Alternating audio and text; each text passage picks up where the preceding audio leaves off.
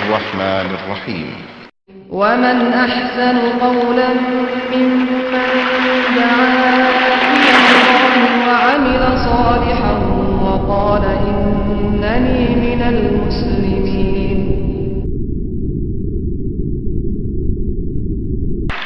وہ جس کے بارے میں اللہ نے فرمایا یوم لا ينفع مال، ایسا مال جو حرام سے کمایا گیا، ایسا مال جو حرام راستوں پر خرچ کیا گیا، کل قیامت کا بندی ہے کہیں اور کہیں ذاتیں ہیں، کیا زمانے میں پنپنے کی یہی باتیں ہیں؟ یوں تو سید بھی ہو پیارے حبیب سے بڑھ کر کوئی عبادت گزار، پرہیزگار، اللہ کو جاننے پہچاننے والا نہیں ہو سکتا. اور اتنی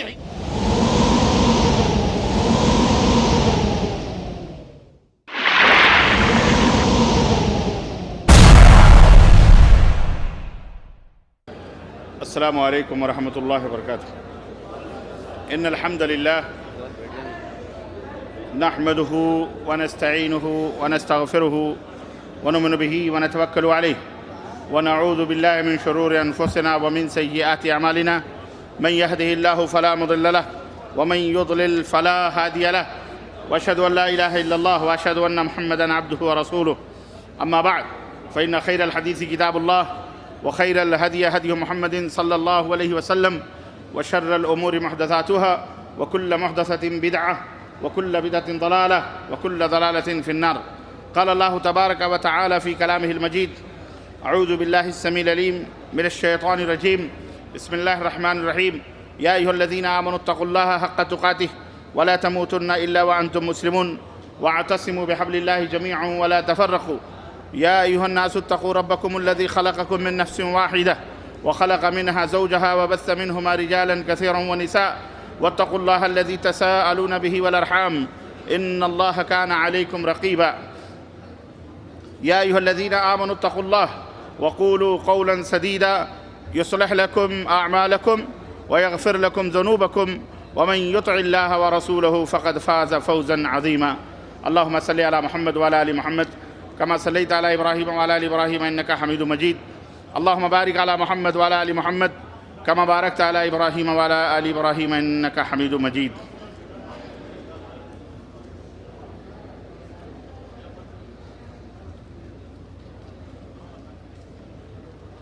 تمام قسم کی حمد و ثنا، کبریائی اور بڑائی اس اللہ عز و جل کے لیے لائق و زیبا ہے جس نے ہمیں اور آپ کو پیدا فرمایا،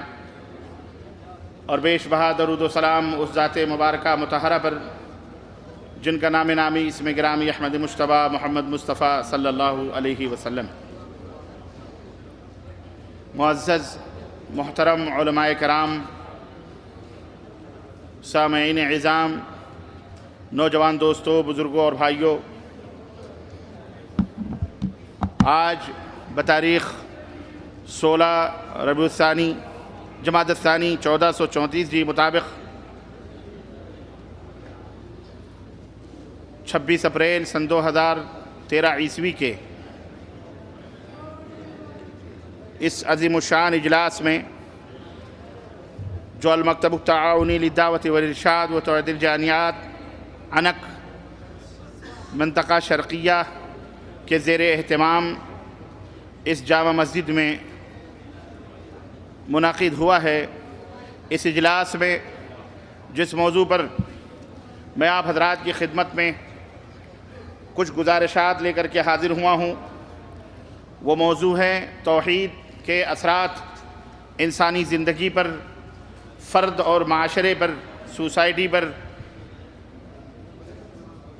توحید کے اثرات. اللہ عز و جل سے دعا ہے کہ اللہ تبارک و تعالی ہمیں کہنے اور سننے سے زیادہ عمل کی توفیق عطا فرمائے،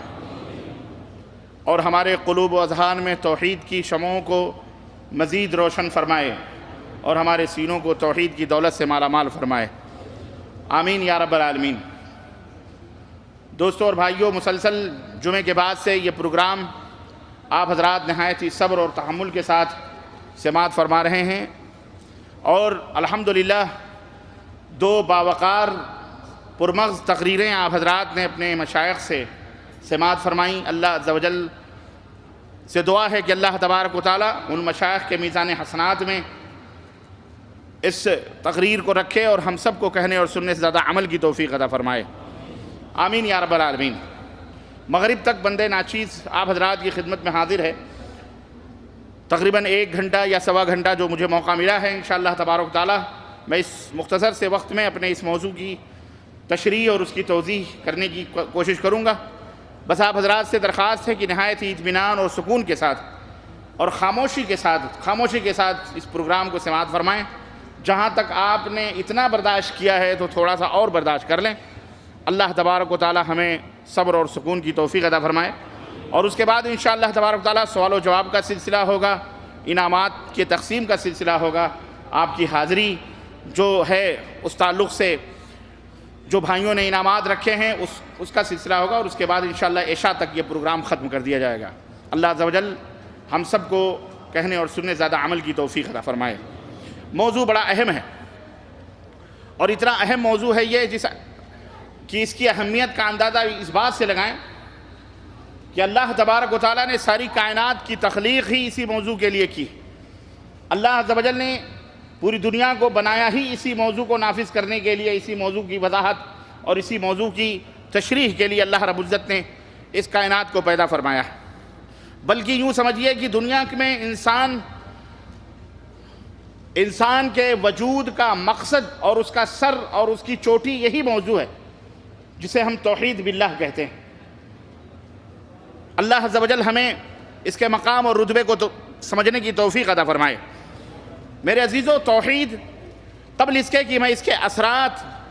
اور اس کے انوار اور اس کے ثمرات اور اس کے برکات کا میں ذکر کروں،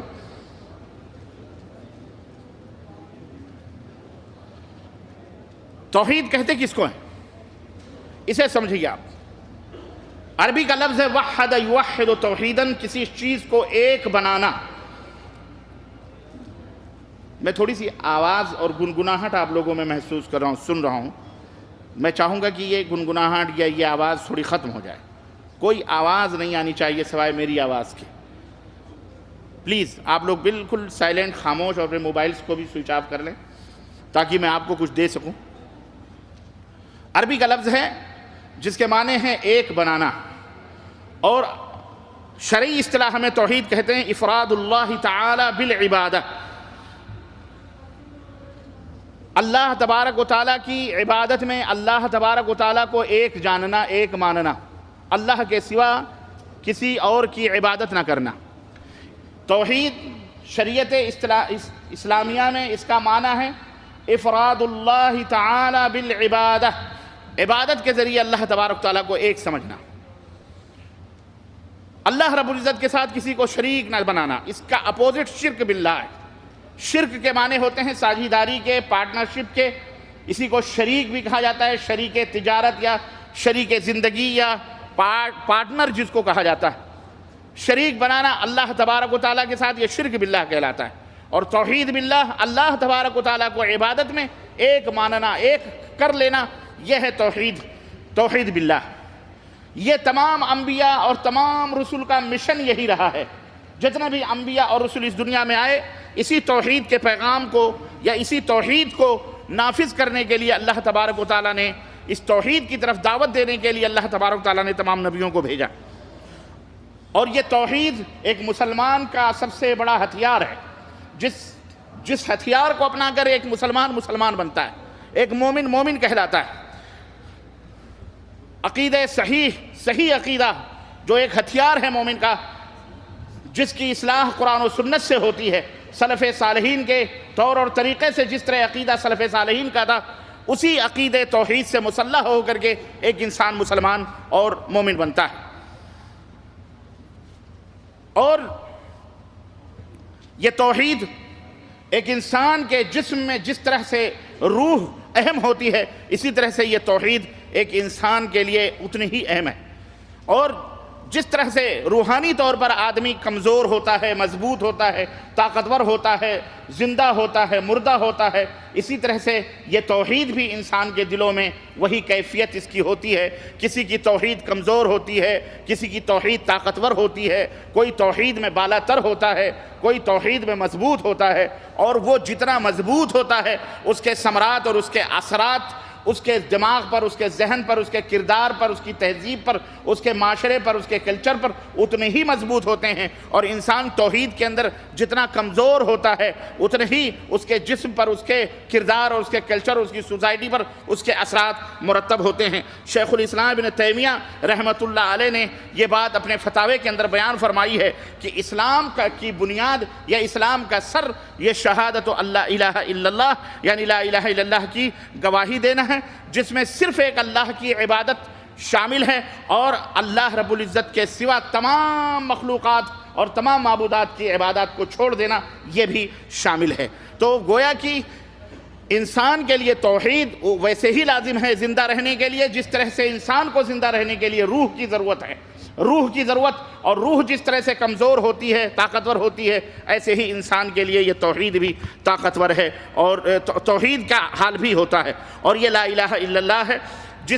جس کو اللہ تمام مخلوقات کو اسی فطرت پر اللہ رب العزت نے پیدا کیا ہے، اور تمام ملتوں کی اساس اور بنیاد بھی اسی لا الہ الا اللہ کے اوپر رکھی گئی ہے۔ یہی وہ لا الہ الا اللہ کی دعوت ہے جس کے لیے تلواریں سونتی گئیں، میدان جہاد، مارکے جہاد جو ہے منعقد ہوئے، اور مارکے جہاد بپا ہوئے۔ یہی وہ توحید ہے جو انسان کو انسان سے الگ بھی کرتی ہے، یہی وہ کلمہ لا الہ الا اللہ ہے جو انسانوں کے درمیان فرق پیدا کرتی ہے۔ آپ اندازہ لگائیں کہ آپ بھی انسان ہیں، آپ کو بھی اللہ تبارک و تعالیٰ نے پیدا کیا ہے، اور آپ کے معاشرے میں یہود و نصارہ بھی ہیں، غیر مسلمین بھی ہیں، کفار بھی ہیں، انہیں بھی اللہ تبارک و تعالیٰ نے پیدا کیا ہے۔ آپ کے چہرے پر 2 آنکھیں ہیں، 1 ناک ہے، ہونٹ ہیں، آپ کے چہرے پر کان ہیں، آپ کے جسم کے اوپر سر ہے، آپ کے 2 ہاتھ ہیں، 2 پیر ہیں، بین ہی اسی طرح سے کفار و مشرکین کے بھی 2 ہاتھ ہیں، 2 آنکھیں ہیں، ہونٹ ہیں، ناک ہیں، سیم بالکل جس طرح آپ کی شکل و صورت ہے کفار و مشرکین کی بھی وہی شکل و صورت ہے۔ جس طرح خون آپ کے جسم میں گردش کرتا ہے، کفار و مشرکین کے جسم میں بھی بالکل وہی سرخ خون ہے جو گردش کر رہا ہے۔ آپ کے ہاتھ 2 ہاتھ ہیں، ان کے بھی 2 ہاتھ ہیں، آپ کے 2 پیر ہیں، ان کے بھی 2 پیر ہیں، لیکن اور دونوں اللہ کی مخلوق ہیں، دونوں کو اللہ تبارک و تعالیٰ نے پیدا فرمایا ہے۔ لیکن ذرا غور کریں کہ آپ جنت میں جائیں گے، وہ جہنم میں جائے گا، آپ اللہ کی رحمت کے امیدوار ہیں، وہ اللہ کی لعنت کا امیدوار ہے، وہ اس کا جسم، اس کا دل نجس اور ناپاک ہے، آپ کا جسم، آپ کا دل پاک اور صاف ہے، وہ کافر ہے، آپ مومن ہیں، آپ اللہ رب العزت کے مقرب بندے ہیں، وہ اللہ کا مردود اور اللہ کا مطرود بندہ ہے۔ آپ جنت میں اللہ کی انعامات پائیں گے، وہ آخرت میں اللہ کی سزا کا مستحق قرار پائے گا۔ آخر یہ انسان آپ بھی انسان ہیں، وہ بھی انسان ہیں، لیکن دونوں کے درمیان فرق کرنے والی کون سی چیز ہے؟ کس چیز نے اسے جہنمی بنا دیا؟ کس چیز نے آپ میں اور اس میں فرق پیدا کر دیا؟ کس چیز نے اسے جہنم کا مستحق قرار دیا، اللہ کی لعنت کا مستحق قرار دیا، جہنم کا مستحق قرار دیا، اللہ کی رحمت سے دوری کا اس بندے کو مستحق قرار دیا؟ حالانکہ دونوں اللہ کے بندے ہیں، ہم بھی ہیں، وہ بھی ہیں، لیکن آپ مسلمان ہیں، وہ کافر ہیں، آپ جنتی ہیں، وہ جہنمی ہیں، آپ اللہ کے مقرب بندے ہیں، وہ اللہ کا مردود بندہ ہے، اللہ کی رحمتوں کے امیدوار ہیں، وہ اللہ کے غضب کا وہ شکار ہونے والا ہے۔ کس چیز نے آخر ان دونوں انسانوں کے درمیان فرق پیدا کیا ہے؟ آپ کو معلوم ہونا چاہیے، وہ صرف اور صرف کیا ہے؟ وہ کلمہ توحید ہے، وہ کلمہ توحید ہے جس نے انسان کے اندر فرق پیدا کیا ہے، اور یہی وہ کلمہ توحید ہے جو انسان کو دنیا اور آخرت کے اندر فلاح و کامرانی سے ہمکنار کرنے والی ہے۔ یہی وہ توحید ہے جو عذاب قبر سے نجات دینے والی ہے۔ یہی وہ توحید ہے جو انسان کو اللہ کے عذاب سے بچانے والی ہے۔ یہی وہ توحید ہے جو اللہ کی رحمتوں کی برکھا برسانے والی ہے۔ یہی وہ توحید ہے جو جنت کی کنجی ہے، یہی وہ توحید ہے لا الہ الا اللہ جس کے ذریعے سے جنت کا دروازہ کھولا جائے گا، اور یہی وہ توحید ہے جس سے کہ ایک انسان مومن ہوتا ہے اور ایک انسان کافر، اس کو نہ ماننے والا کافر ہوتا ہے۔ تو غرض کہنے کا مطلب یہ ہے میرے عزیزوں، میرے دوستوں اور بھائیوں، کہ اس کا رتبہ اور اس کا مقام اتنا عظیم ہے توحید کا، اس سے آپ اندازہ لگا سکتے ہیں کہ اللہ تبارک و تعالیٰ نے اس کائنات میں ہمیں جو پیدا کیا ہے اسی توحید کو بپا کرنے کے لیے۔ وَمَا خَلَقْتُ الْجِنَّ وَالْإِنسَ إِلَّا لِيَعْبُدُونَ، رب نے فرمایا ہم نے انسانوں اور جناتوں کو صرف اپنی عبادت کے لیے پیدا فرمایا۔ اس سے توحید کی اہمیت کا پتہ لگتا ہے۔ خیر، اب ہم اور آگے بڑھتے ہیں۔ توحید کے اثرات انسانی زندگی پر، توحید کا کیا اثر، کیا ایفیکٹ انسانی زندگی پر بنتا ہے؟ کیا اثر ہوتا ہے ایک انسان کلمہ توحید پڑھ لیتا ہے یا توحید کے سانچے میں اپنے آپ کو ڈھالتا ہے یا توحید کا کلمہ پڑھ کر خود اس کے اوپر عمل پیرا ہوتا ہے تو اس کے اوپر کیا اثرات مرتب ہوتے ہیں؟ آئیے اس کو ہم دیکھتے ہیں کہ توحید سے پہلے کیا حال ہوتا ہے اور توحید کے بعد اسی انسان کا کیا حال ہوتا ہے۔ آپ غور کریں حضرت محمد الرسول اللہ صلی اللہ علیہ وسلم کے ابتدائی ایام کو آپ دیکھیں کہ نبی کائنات صلی اللہ علیہ وسلم اس خاکدان گیتی میں مبعوث ہوئے اور آپ جس ماحول میں پیدا کیے گئے مکے کی سرزمین پر، وہاں قتل و خون غارت گری کا ماحول تھا، بازار گرم تھا، چور اچکے بدماش ہر چیز کا ماحول تھا، گویا شراب زنا بدکاریاں ان کی گھٹیوں میں پڑی ہوئی تھی۔ نہ ان کا کوئی کلچر تھا، نہ ان کی کوئی ثقافت تھی، نہ ان کی کوئی تہذیب تھی۔ برسہ برس کے خون کے جو ہے کیا کہتے ہیں بدلے داداؤں پرداداؤں کے بدلے ان کے پوتوں پڑپوتوں سے لیے جاتے تھے۔ جنگ اور محبت اور دوستی اور دشمنی کی جو اساس اور بنیاد تھی وہ صرف کیا تھی؟ قبیلہ اور خاندان۔ قبیلے اور خاندان کے لیے جنگیں ہوتی تھی، قبیلے اور خاندان کے تعصب میں ایک دوسرے سے لڑائیاں ہوتی تھی، قبیلے اور خاندان کے فخر اور بلندی کے لیے آدمی ایک دوسرے کا خون بہاتا تھا۔ یہی ایک بنیاد تھی، قبیلہ اور خاندان۔ لیکن جب حضرت محمد الرسول اللہ صلی اللہ علیہ وسلم اس ماحول میں پیدا ہوئی اور آپ آئے تو آپ نے محبت اور اخوت کی جو بنیاد رکھی وہ رنگ و نسل کے اوپر نہ رکھی، وہ قبیلے اور خاندان کے اوپر نہ رکھی۔ اللہ کے رسول صلی اللہ علیہ وسلم نے ذات اور پات کے اوپر محبت اور اخوت کی بنیاد نہیں رکھی، بلکہ ہم جب تاریخ اٹھا کر کے دیکھتے ہیں تو ہمیں پتہ چلتا ہے کہ پیغمبر اسلام حضرت محمد الرسول اللہ صلی اللہ علیہ وسلم نے باہمی تعلقات اور باہمی روابط اور باہمی اخوت و محبت کی جو بنیاد رکھی وہ کلمہ توحید لا الہ الا اللہ تھا۔ یہ کلمہ تھا لا الہ الا اللہ کا، جس کلمے کے سلک میں اور جس کے دھاگے میں یہ پروئے کلمہ پڑھا انہوں نے اور اس دھاگے کے اندر جڑے تو اللہ تبارک و تعالیٰ نے انہیں وہ رفعت اور بلندیاں اور وہ مقام عطا فرمائی کہ آسمان سے رضی اللہ عنہم ورضوا عنہ کی خوشخبریاں اللہ تعالیٰ نے انہیں عطا فرمائی۔ وہ صحابہ کے القاب سے ملقب کیے گئے اور وہ تہذیب اور وہ تمدن انہوں نے سیکھا، اور جب وہ اللہ کے رسول صلی اللہ علیہ وسلم کے اوپر ایمان لائے تو قبائلی جو جنگیں تھیں وہ ختم ہوئیں، خون اور قتل و غارت گری کا وہ سلسلہ بند ہوا، زناکاری اور بدکاری کے سارے اڈے بند ہوئے، اور الحمدللہ ان کی جو بنیاد اور آپسی محبت کی اور جو وہ رکھی گئی بنیاد رکھی گئی کلمہ لا الہ الا اللہ محمد الرسول اللہ، تو ہم نے دیکھا کہ اللہ اکبر جہاں پر فرد اس کلمے سے متاثر ہوا، انفرادی طور پر لوگوں کے کردار کے اندر تبدیلی پیدا ہوئی، وہیں ایک معاشرہ اور ایک سوسائٹی بھی عجیب و غریب اور ایک نئی سوسائٹی اور نیا معاشرہ عالم وجود میں آیا۔ اور ہم نے دیکھا کہ انفرادی طور پر لوگوں نے یہ کلمہ پڑھ کر کے اللہ کے رسول کے تابعدار بن کر انفرادی طور پر ان کے اندر تبدیلی پیدا ہوئی، تو وہی فرد اکٹھا ہوئے تو اجتماعی طور پر بھی ان کے اندر بہت سارے اثرات پیدا ہوئے۔ تو یہ توحید اس نے انسان کو سب سے پہلی چیز جو پہلا درس جو دیا اور نبی کریم صلی اللہ علیہ وسلم نے سب سے پہلی بات جو بتائی وہ یہ تھی کہ اے لوگو، اللہ کے بندے، اللہ کے غلام بنو۔ انسان کا غلام نہیں ہوتا، انسان کا غلام نہیں ہوتا۔ چنانچہ صحابہ کرام جہاں کہیں بھی یہ پیغام لا الہ الا اللہ لے کے گئے، ان کا منشا اور ان کا مشن یہ تھا، اور وہ یہ کہا کرتے تھے کہ ہم اس لیے آئے ہیں تاکہ اللہ کی مشیت سے بندوں کو بندوں کی غلامی سے نکال کر ایک اللہ وحدہ لا شریک کی غلامی میں ڈالیں۔ ہمارا مشن، ہمارا مقصد اپنی غلامی کروانا نہیں ہے۔ اے دنیا کے لوگوں، ہم مسلمان ہیں، ہم کسی کے فرما بردار ہیں، ہم کسی کے تابعدار ہیں، ہم لوگوں کو اپنا غلام نہیں بنانا چاہتے۔ اگر ہم تمہیں لا الہ الا اللہ کی طرف دعوت دیتے ہیں، اگر ہم تمہیں اسلام کی طرف دعوت دیتے ہیں تو اس کا یہ مطلب نہیں ہے کہ تمہارا دین چھڑوا کر، تمہارے آبا و اجداد کا مذہب چھڑوا کر ہم تمہیں اپنا غلام بنوانا چاہ رہے ہیں یا محمد الرسول اللہ صلی اللہ علیہ وسلم کے خادم اور غلام بنوانا چاہ رہے ہیں، بلکہ ہمارا مقصد یہ ہے کہ اپنے آبا و اجداد کی غلامی کو چھوڑ کر، بادشاہوں کی غلامی کو چھوڑ کر، ان کو سجدہ نہ کر کے، ان کو حاجت روا، ان کو مشکل کشا نہ مان کر کے تم ایک اللہ تبارک و تعالیٰ کی غلامی میں آ جاؤ۔ صرف اللہ جو وہ اللہ جس نے ہم کو بھی پیدا کیا، جس نے تم کو بھی پیدا کیا، جو ہمارا اور تمہارا تنہا خالق و مالک، اسی کے سامنے سجدہ کرو، اسی کے سامنے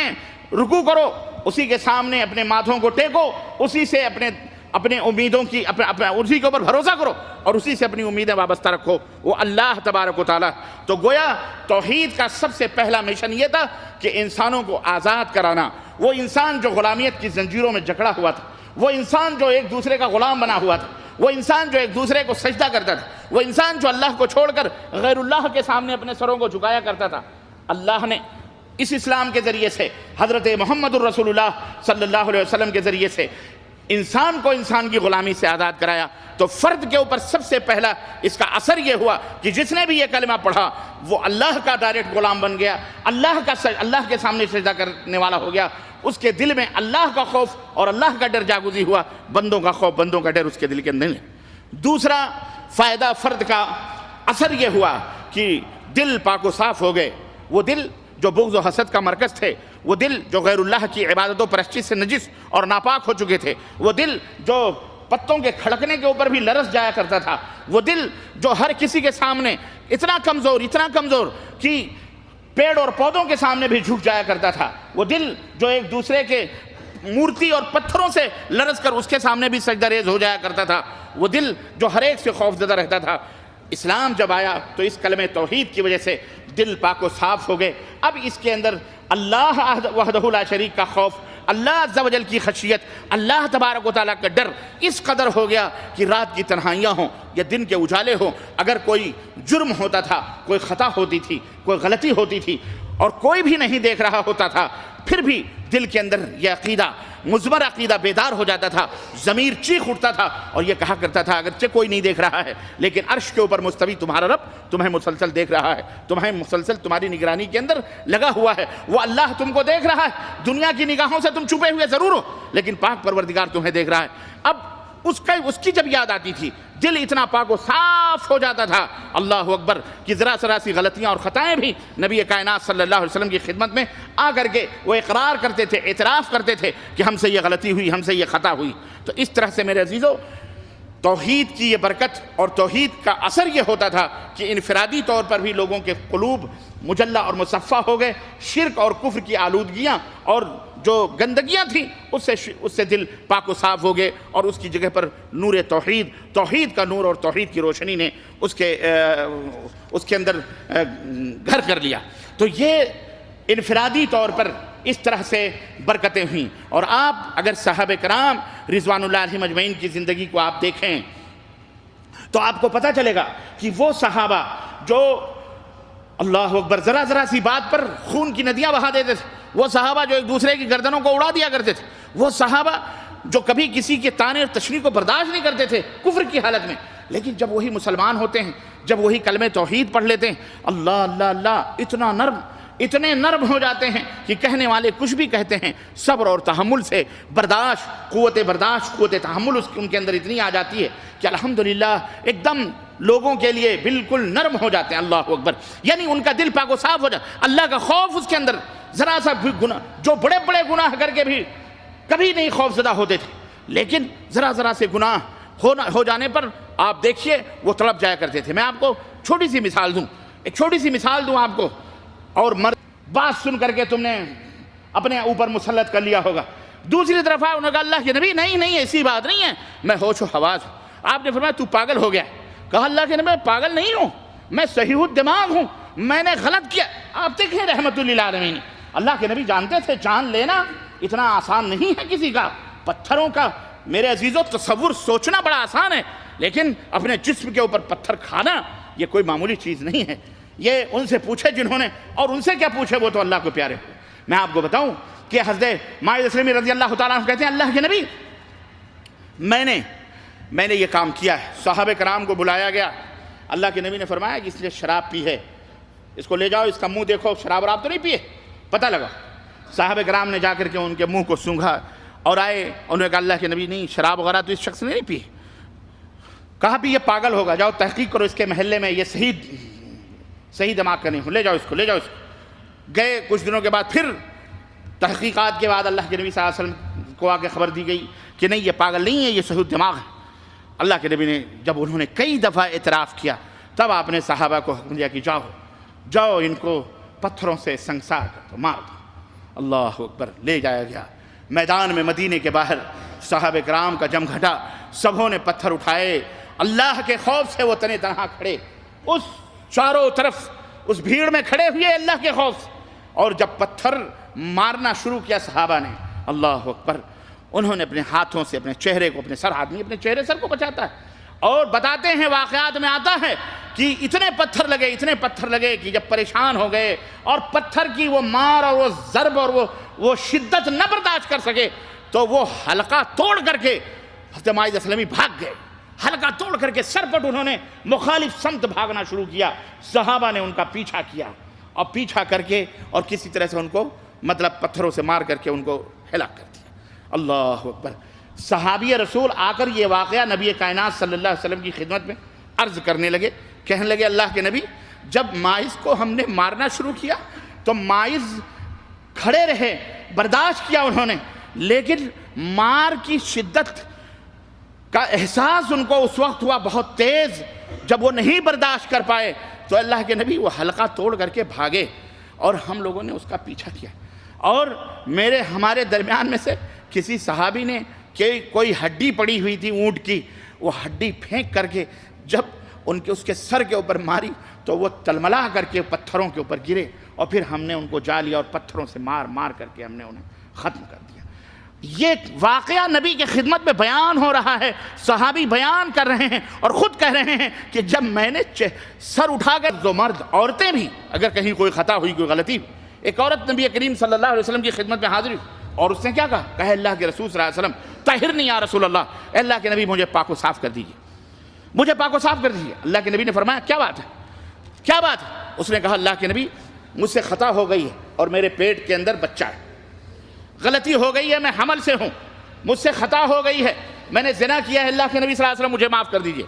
اللہ کے رسول صلی اللہ علیہ وسلم نے فرمایا کوئی بات نہیں، ایسا ہے جب یہ بچہ پیدا ہو جائے اس وقت آنا، اس وقت ہم تمہارے اوپر حد نافذ کریں گے۔ اللہ اکبر، وہ عورت چلی گئی، کچھ دنوں کے بعد بچہ پیدا ہوا، پھر بے قراری بڑھی، بے چینی بڑھی، اللہ اکبر، وہ عورت پھر نبی کریم صلی اللہ علیہ وسلم کی خدمت میں حاضر ہوئی، جگہ اللہ کے نبی صلی اللہ علیہ وسلم یہ بچہ پیدا ہو چکا ہے، اب مجھے پاک صاف کر دیجیے۔ پاک صاف کرنے کا مطلب کیا ہوتا تھا؟ اللہ اکبر، اگر آپ تصور کریں روکٹے کھڑے ہو جائیں گے، خود کو پتھروں سے مروا کر ہلاک کروانے کا مطلب ہوتا تھا، یعنی میرے اوپر حد قائم کیجئے، میں نے زنا کیا ہے، یہ بچہ غلط مرد سے پیدا ہوا ہے، مجھے پتھر مار کر کے ہلاک کر دیے، اللہ کا خوف میرے دل میں ہے، میں اللہ کو کیا منہ دکھاؤں گی، میں نے اللہ کا کلمہ پڑھا ہے، میں اللہ کی توحید پر گامزن ہوں، میں اللہ کو کیا منہ دکھاؤں۔ یہ تھا توحید کا اثر، یہ تھی وہ توحید کی برکت، اور یہ تھی محمد الرسول اللہ صلی اللہ علیہ وسلم کا تزکیہ نفس، اور یہ تھا نبی کریم صلی اللہ علیہ وسلم نے اس توحید کے پانی سے ان کے دلوں کو کس طرح سے پاک و صاف کیا تھا کہ رات کی تنہائیاں، دن کے اجالے کسی نے بھی نہ دیکھا ہو لیکن رب دیکھ رہا ہے، یہ تصور ان کے دماغوں کے اندر بیٹھا ہوا تھا۔ یہ ہے لا الہ الا اللہ کا مفہوم، کہ جب کوئی انسان لا الہ الا اللہ پڑھ لیتا ہے تو اٹھتے بیٹھتے ہمیشہ اس کے دل و دماغ پر رب کائنات کی حکمرانی کا تصور ہوتا ہے، وہ چلتے پھرتے اٹھتے بیٹھتے اپنے مالک و مولا کو یاد کرتا رہتا ہے، اس سے محبت بھی کرتا ہے اور اس سے ڈرتا بھی ہے۔ یہ نہیں کہ چوری کرتے وقت کسی کی یاد نہ رہے، بدکاری کرتے وقت اللہ کو بھول جائیں، صرف اذان کے وقت آپ کو اللہ یاد آئے اور مسجد یاد آئے، اور جب مسجد سے باہر نکلیں تو آپ کو بزنس کے وقت اللہ نہ یاد آئے، آپ اپنے بیوی بچوں میں رہیں تو اللہ نہ یاد آئے، بازاروں میں رہیں تو اللہ یاد نہ آئے، آپ دوستوں کی محفلوں میں رہیں تو اللہ یاد نہ آئے، آپ کہیں بھی رہیں آپ کو اللہ نہ یاد آئے، یہ توحید کا مفہوم نہیں ہوتا، نہ ہی یہ مومن کامل کی علامت اور نشانی ہے۔ توحید کا اثر تو یہ ہونا چاہیے کہ آپ جس محفل میں رہیں، جس جگہ رہیں، جس ملک میں رہیں، رات میں رہیں، دن میں رہیں، سمندروں میں رہیں، آسمانوں میں رہیں، ہوائی جہازوں میں سفر کریں یا پانی کے جہازوں میں سفر کریں، جہاں کہیں بھی رہیں، آپ کے ذہن و دماغ پر آپ کے رب کی حکمرانی اور آپ کے رب کا روب اور دبدبہ اور آپ کے رب کا اللہ وحدہ لا شریک کا خوف مسلط ہونا چاہیے۔ ذرا بھی گناہ کرتے وقت ہمارے دماغوں کے اوپر اللہ تبارک تعالیٰ کا روب ہونا چاہیے۔ یہ وہ لا الہ الا اللہ کا یہ اثر ہے، یہ لا الہ الا اللہ کا اثر یہ ہونا چاہیے، ورنہ اگر اس لا الہ الا اللہ کا اثر نہ رہا تو پھر وہ کس زبان، علامہ اقبال نے کہا تھا زبان سے کہہ بھی دیا لا الہ تو کیا حاصل، زبان سے کہہ بھی دیا لا الہ تو کیا حاصل، دل و نظر جو مسلمان نہیں تو کچھ بھی نہیں، صرف زبان سے لا الہ الا اللہ کہہ دینا صرف زبانی طور پر لا الہ الا اللہ کی رٹ لگا لینا، صرف زبانی طور پر لا الہ الا اللہ کا ورد کر لینا، یا تسبیح اور مصلی لے کر لا الہ الا اللہ کے وظیفے پڑھ لینا، دن بھر میں ہزار دفعہ لا الہ الا اللہ پڑھ لینا، اور لا الہ الا اللہ کا جو تقاضا ہے اس کو پورا نہ کرنا، اس کو مکمل نہ کرنا، لا الہ الا اللہ کی جو تاثیر ہے وہ اپنے دل و دماغ پر محسوس نہ کرنا، لا الہ الا اللہ کا جو اثر ہے وہ انسانی زندگی کے اندر نافذ نہ کرنا یا اس کا ظاہر نہ ہونا، پھر اس لا الہ الا اللہ کا کوئی فائدہ نہیں ہوتا۔ اس لیے میرے مسلمان بھائیوں، اگر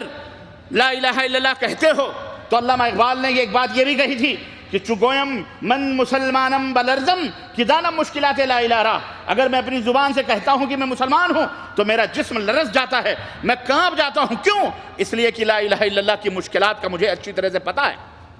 لا الہ الا اللہ کہہ لینے کے بعد اللہ اکبر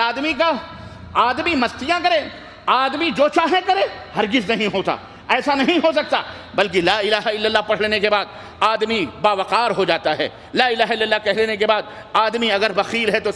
سخاوت کرنے والا ہو جاتا ہے، اگر وہ شقی القلب ہے تو وہ نرم دل ہو جاتا ہے، لا الہ الا اللہ کہنے کے بعد اگر وہ چور اور بدماش ہے تو وہ شریف النفس بن جاتا ہے، لا الہ الا اللہ کہ اگر وہ مشرک تھا تو مومن بن جاتا ہے، کافر تھا تو مومن ہو جاتا ہے، مشرک تھا تو موحد بن جاتا ہے، لا الہ الا اللہ کہہ لینے کے بعد اس کا اثر یہ ہوتا ہے کہ اگر وہ مخلوقات کی اور دیگر لوگوں کی اطاعت و پیروی کرتا تھا، لیکن لا الہ الا اللہ محمد الرسول اللہ کی تاثیر یہ ہوتی ہے کہ وہ اپنے دل کے اندر اگر اپنے سر کو اللہ کی بارگاہ میں جھکاتا ہے تو اپنے اعضاء کو حضرت محمد الرسول اللہ صلی اللہ علیہ وسلم کی رسالت کا اور آپ کے احکامات و ارشادات کا جو ہے پیروکار بنانے کی کوشش کرتا ہے۔ لا الہ الا اللہ کہہ لینے کے بعد آدمی چوری کرنا چھوڑ دیتا ہے، لا الہ الا اللہ کہنے زناکاری کرنا چھوڑ دیتا ہے، بدکاری کرنا چھوڑ دیتا ہے، غیبت چغلی کرنا چھوڑ دیتا ہے۔ لا الہ الا اللہ کا اثر یہ ہوتا ہے کہ انسان سے محبت کرنے لگتا ہے۔ لا الہ الا اللہ کا اثر یہ ہوتا ہے کہ آدمی لا الہ الا اللہ پڑھنے والے سے دوستی کرتا ہے، لا الہ الا اللہ پڑھنے والے سے محبت کرتا ہے۔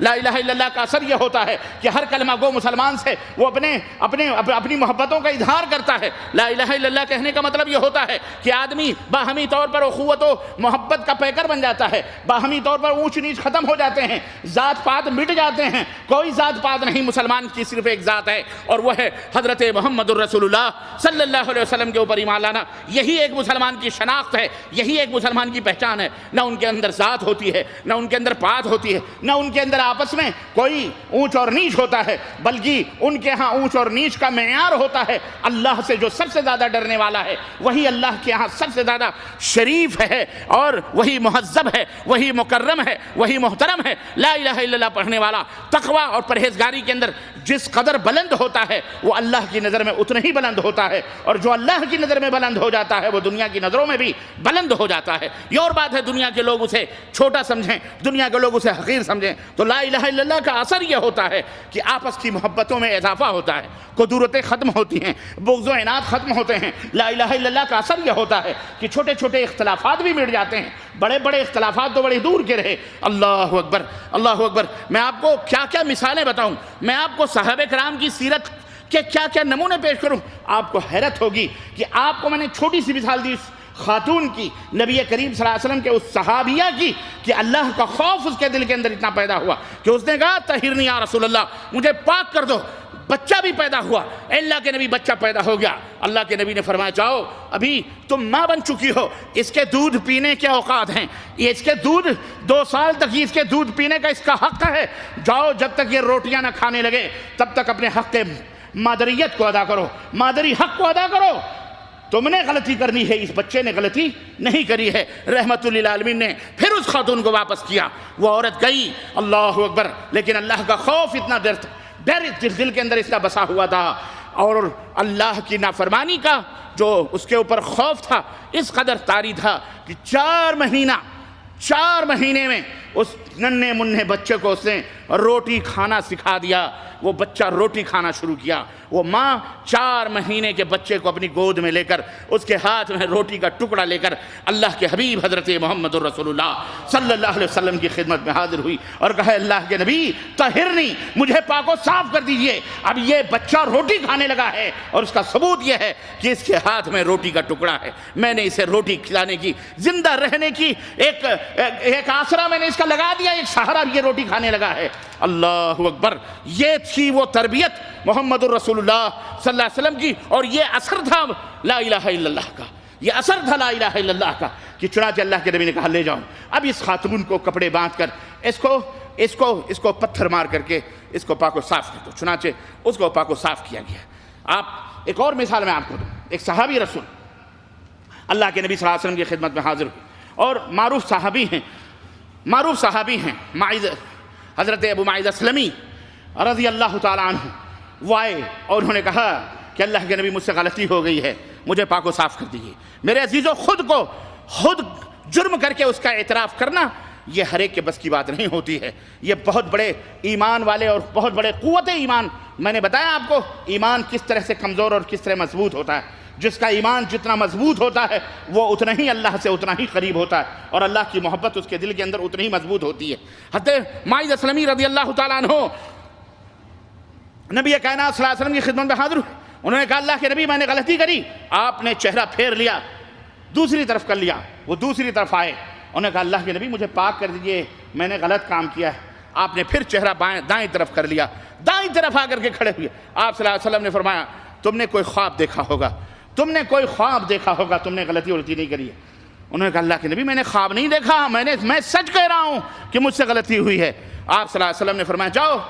جاؤ تم نے کسی کی کوئی صلی اللہ علیہ وسلم کی پھپھیری بہن حبشی غلام, پھپھیری بہن یہ ایک غلام سے بیاہی ہوئی تھی. ایک کس سے بیاہی ہوئی تھی؟ یہ غلام سے. آج تو آپ غلام ہیں, اللہ نے آپ کو دولت دے دی, مالدار بن گئے تو حسب نسب بھی بدل ڈالتے ہیں لوگ, خاندان بھی بدل ڈالتے ہیں, حسب نسب بھی بدل ڈالتے ہیں. اور اگر گھر میں کوئی نوکر ہے اس سے شادی کرنے کی بات آ جائے تو پیشانیوں پہ بولا تیری ہمت کیسے ہوئی میری بیٹی کا ہاتھ مانگنے کی, تو ہے کہاں, نہ ہمارے برابر ہے کیا تو؟ وہ مسلمان نہیں ہے, وہ کلمہ پڑھنے والا بندہ مسلمان نہیں ہے کیا؟ ہمارا خاندان حضرت محمد الرسول اللہ صلی اللہ علیہ وسلم سے پڑھ کے ہو سکتا؟ حضرت زید غلام تھے, حضرت زینب نبی کائنات صلی اللہ علیہ وسلم کی پھپھیری بہن تھی, ان سے بیاہی ہوئی تھی. عبد الرحمن بن عوف رضی اللہ تعالیٰ عنہ قریشی نوجوان, ان کی بہن کون تھے, ان کے شوہر پتہ ہے تمہیں؟ حضرت بلال حبشی, کالے کلوٹے غلام, ان سے بیاہی ہوئی تھی. کہاں ہیں ہم؟ نہ ہمارے اخلاق درست ہیں, نہ ہمارے معاملات درست ہیں, نہ ہمارا بزنس, نہ ہمارا عقیدہ, ہم ہر جگہ نل ہیں. میرے عزیزوں, میرے دوستوں اور بھائیوں, لا الہ الا اللہ کا اس کی یہ تاثیر نہیں ہوئی. ہماری سوسائٹی, ہمارا معاشرہ سب سے گندہ, بے پردگی, بے حیائی, فحاشی, کوئی پردہ شردہ کچھ بھی نہیں ہے. ایک تو غربتوں کے ستائے ہوئے, دوسرے اگر ہے بھی مالدار ہیں تو اور بھی اوپن ماحول چل رہا ہے. خلیرا بھائی آ رہا ہے, چچیرا بھائی آ رہا ہے, ممیرا بھائی آ رہا ہے, لڑکیاں بیٹھ کر کے کیرم بورڈ کھیل رہی ہیں, ایک ساتھ ویڈیو دیکھ رہی ہیں, فلمیں دیکھنے جا رہے ہیں. کون ہے؟ ہمارے کزن ہیں. یہ کزن نہ ہوا, یہ پتہ نہیں کیا ہو گیا, اللہ بہتر جانے, سجن ہو گیا یہ. جس کو دیکھو ہمارے کزن ہیں, ان کے کزن ہیں. کزن کا لفظ کیا ہے؟ سب کچھ, سارے عیبوں کو چھپا دیتا ہے کزن. بے پردہ بیٹھے ہوئے ہیں, پینٹ شرٹ ان کیے ہوئے, ٹانگیں چیرے ہوئے, بیٹیاں بھی بیٹھی ہیں, بہن بھی بیٹھے ہیں. حیا بھی نہیں آتی, شرم بھی نہیں آتی کہ تیرے شرمگاہ اگر پینٹوں سے چھپے ہوئے ہیں لیکن مقامات تو ابھرے ہوئے نظر آ رہے ہیں. ہم کہاں ہیں؟ ہمارا لباس, ہمارا چہرہ, ہمارا کردار, ہمارا کریکٹر, ہمارے رسم و رواج, شادی بیاہ, لین دین, اٹھنے, سب کچھ چینج ہو گیا. اور اگر کوئی دین پہ عمل کر رہا ہے تو رجعت پسند ہے, دقیانوس ہیں, پچھڑے ہوئے لوگ ہیں, تہذیب نہیں ہے, ان کو زمانے کے ساتھ چلنا چاہیے. میرے عزیزوں, میرے دوستوں, ایسا نہ کرو. یہ لا الہ الا اللہ کے ساتھ مذاق ہے, یہ لا الہ الا اللہ کی توہین ہے, یہ لا الہ الا اللہ کا تمسخر ہے, یہ لا الہ الا اللہ کو توڑنا ہے, یہ لا الہ الا اللہ سے, لا الہ الا اللہ کے اثرات کو قبول نہیں کرنا ہے. اگر ایسا کرو گے تو اللہ کی قسم کبھی دنیا میں عزت پا سکتے نہیں پا سکتے. اگر ایمان اور عقیدہ صحیح ہے تو اس کے بعد ہمارے اعمال صحیح ہونے چاہیے. ہرگز نہ سوچو کہ بس لا الہ الا اللہ کہہ لیا, محمد رسول اللہ کہہ لیا, بات ختم, جنت میں ہم چلے جائیں گے. ہرگز نہیں.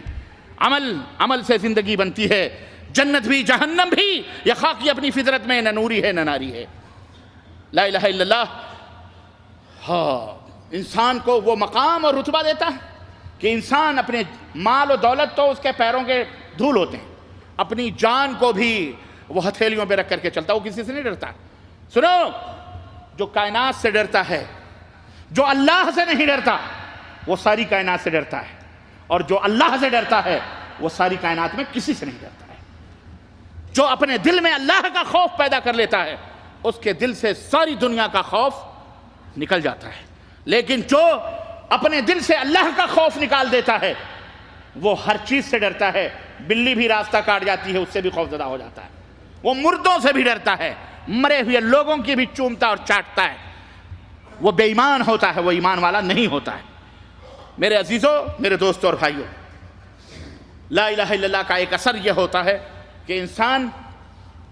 اللہ کی معرفت حاصل کرتا ہے۔ اللہ کون ہے اسے پتہ ہوتا ہے۔ اللہ جب وہ یہ قرآن پڑھتا ہے اور اس کو پتہ چلتا ہے اللہ رب السمیع بصیر ہے، دیکھنے والا، سننے والا ہے، تو رات کی تنہائیاں ہوں یا دن کے اجالے ہوں، ہر جگہ وہ اللہ کا مراقبہ اپنے دماغوں میں رکھتا ہے کہ اللہ ہمیں دیکھ رہا ہے۔ لا الہ الا اللہ کا اثر یہ ہوتا ہے کہ پھر جرم کرتے وقت اس کے ہاتھ یا اس کے پیر لرز جاتے ہیں، غلط سمتوں کی طرف چلتے ہوئے اس کا دل کانپ جاتا ہے کہ میرا اللہ مجھے دیکھ رہا ہے، میرا اللہ مجھے دیکھ رہا ہے۔ اللہ اکبر، میرا اللہ مجھے، رضی اللہ تعالیٰ عنہ۔ آپ کو پتہ ہے نبی کائنات صلی اللہ علیہ وسلم کی باتوں کے اوپر ان کو کتنا یقین تھا کہ جب وہ اس نبی کریم صلی اللہ علیہ وسلم کے پیچھے گئے ہجرت کے وقت، میں وہ پورا واقعہ نہیں بیان کرتا، میں ایک مثال آپ کو دے رہا ہوں کہ اور ان کے پاؤں دھنس گئے اور اللہ کے نبی صلی اللہ علیہ وسلم نے استدعا کی اور اللہ کے نبی نے دعا کی، پھر گھوڑے کے پاؤں نکلے۔ وہ شخص سمجھ گیا کہ یہ کوئی معمولی انسان نہیں، اس کے ساتھ کوئی بڑی قوت ہے جو کام کر رہی ہے۔ پیغمبر اسلام نے اس وقت اس بے سر و سامانی کے عالم میں سراقہ سے ایک بات کہی تھی اور کہا، سراقہ کتنا خوش نصیب ہوگا تمہارے لیے وہ دن جب تمہارے ہاتھوں میں سونے کے کنگن پہنائے جائیں گے اور قیصر و کسریٰ کا تاج تمہارے سر کے اوپر رکھا جائے گا۔ اس بے سر و سامانی کے عالم میں اس شخص نے جب یہ بشارت سنی تو اس کے ہوش کے طوطے اڑ گئے۔ اس نے کہا، یہ شخص اتنی بڑی بات، قیصر و کسریٰ کا تاج۔ خیر وہ بات آئی گئی، حضرت عمر فاروق اعظم رضی اللہ تعالیٰ عنہ کا دور آیا، قیصر و کسریٰ فتح ہوا، یہ بیمار ہوئے، موت کی آخری گھڑیاں ہیں، رونے والے رو رہے ہیں کہ سراقہ اب تمہارے آخری ایام آئے ہیں اور تم اب اور تب کے مہمان ہو۔ لیکن سراقہ کا ایمان بول رہا تھا، سراقہ کا یقین بول رہا تھا، سراقہ کی بصیرت کہہ رہی تھی، سراقہ کا جذبہ کہہ رہا تھا، نبی کائنات کی باتوں کا یقین سراقہ کو مرنے نہیں دے رہا تھا۔ کہہ رہے تھے سراقہ